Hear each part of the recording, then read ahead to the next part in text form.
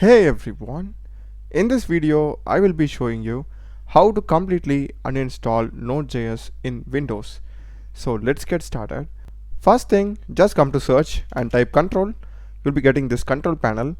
Open it, and in control panel select programs and features, and here just search for Node.js.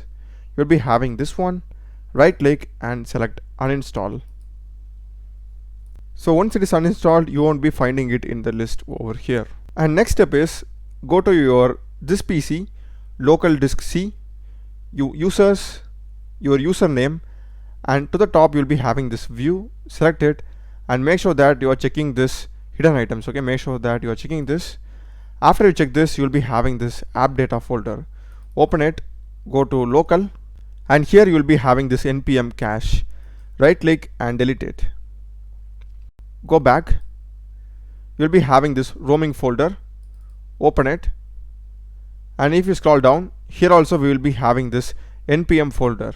Again delete this, and now just come back to your username folder, and to the bottom you will be having this .npmrc. Delete this also, and you're having this node REPL history. You can also delete this.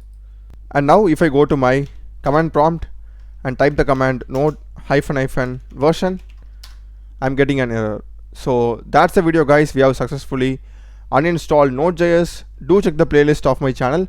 There are a lot of videos in programming and AI tools. Subscribe me. Thanks for watching.